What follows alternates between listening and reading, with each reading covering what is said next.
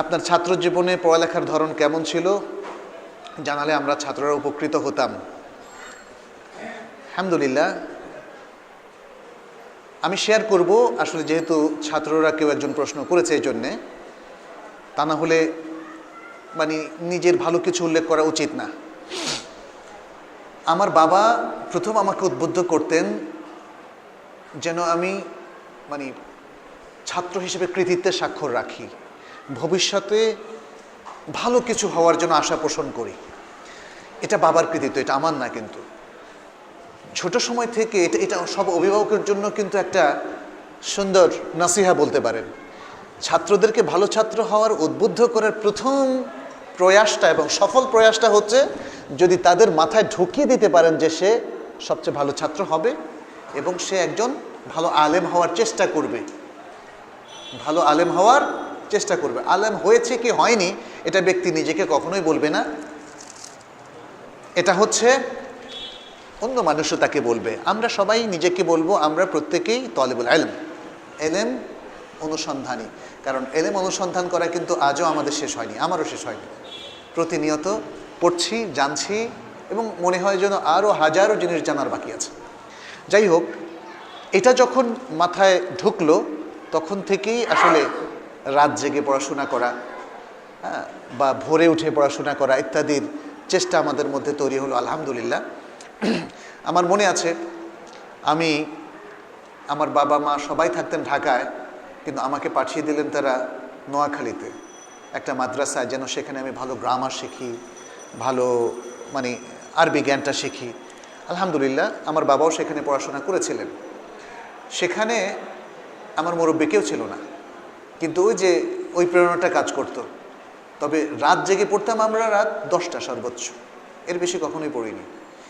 আর ভোরে প্রায় আমরা জাগতাম ফজরের পরে। কেউ আমাদেরকে বলেনি, কিন্তু ক্লাসে প্রতিযোগিতা ছিল, সে কারণে আমরা ম্যাক্সিমাম সময় ফজরের আগ থেকে উঠতাম। যেমন ভোর 4টায় অথবা 5টায় উঠে আমরা পড়তাম, একদম ফজর পড়ে আবার পড়াশোনা করতাম। যে কদিন আমি গ্রামে ছিলাম সে কদিন জানতাম না যে মানুষ সকালবেলা ঘুমায়, কারণ ঘুমটা ওই গ্রামে ছিলই না।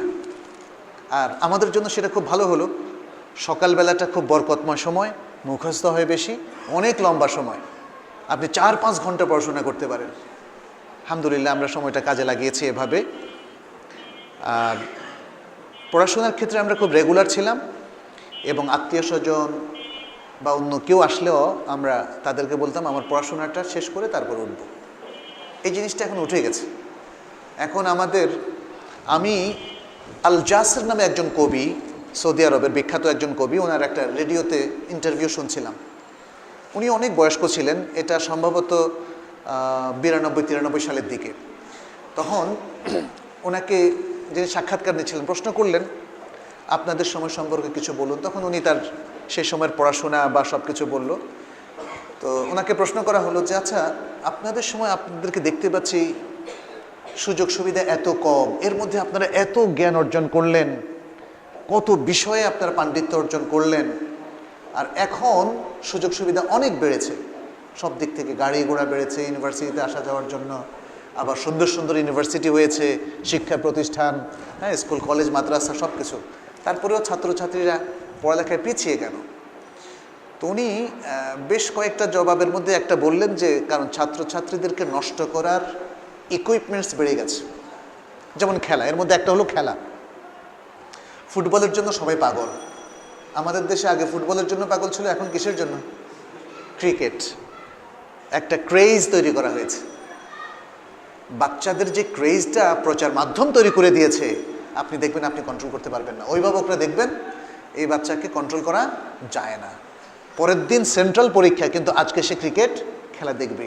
কিন্তু ক্রিকেট খেলা দেখার অর্জনটা কি অর্জন বলেন তো? একটু চিন্তা করলে দেখবেন কোনো অর্জন নাই।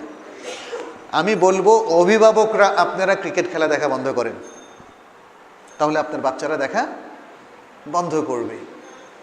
বাচ্চাদের সামনে যদি আপনি কে কত রান করছে আর কে কত উইকেট ফেলাইছে এগুলো নিয়ে কথা বলেন, তাহলে তো সবাই বলবে যে না, এটা দেখা যায়, এটা দেখাটা ভালো, জায়েজ খেলা ইত্যাদি। কারণ সবাই সতর ঢেকেই খেলে, এরকম বলে আর কি, কিন্তু আসলে এই খেলার মধ্যে অনেক সমস্যা আছে। আমি অন্যদিকে আর যাব না। এটা একটা দিক, খেলাধুলা আমাদের তরুণ তরুণীদের নষ্ট করেছে। এছাড়াও দেখেন খুদে গানরাজ, তারপরে আরও নানা ধরনের প্রতিযোগিতা এই সমাজের মধ্যে এসেছে প্রচার মাধ্যমে। আর মেয়েদের জন্য তো এখন আরও খারাপ খারাপ সব প্রতিযোগিতা এসে গেছে। এগুলো কিন্তু তাদেরকে পড়ালেখা থেকে দূরে সরিয়ে নেয়। দূরে সরিয়ে নেয় কম্পিউটার, ইন্টারনেট, সোশ্যাল নেটওয়ার্ক, তারপরে ফেসবুকিং, তাই না, ইত্যাদি। এগুলোর মধ্যে এগুলো সেদিন আমি একটা দেখলাম, একটা সেকুলার পত্রিকার মধ্যে বলছে যে ইয়াবার নেশা আর ফেসবুকের নেশা প্রায় সেম। এটা মনে হয় আর কিছুকাল পরে ডাক্তাররাও হয়তো বলবে, কারণ ফেসবুক এমনভাবে পেয়ে বসেছে যে আমাদের ছাত্রদের সিংহভাগ সময় নষ্ট করে ফেলছে। তো উনি এদিকে ইঙ্গিত করলেন।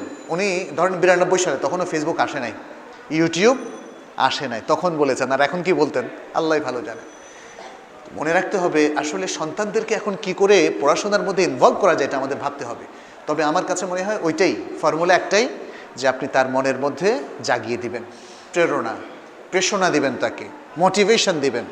আর বিশেষ করে যারা আমরা প্র্যাকটিসিং মুসলিম, তারা তাদের সন্তানদেরকে বলবেন, বাবা কোরআন হাদিসের অনুসারী হতে হবে, আল্লাহর সঠিক ইবাদত করতে হবে, আল্লাহর ইবাদত গুজার বান্দা হতে হবে। ইবাদত ঠিক রেখে দুনিয়া ঠিক রেখে ইবাদত নয়।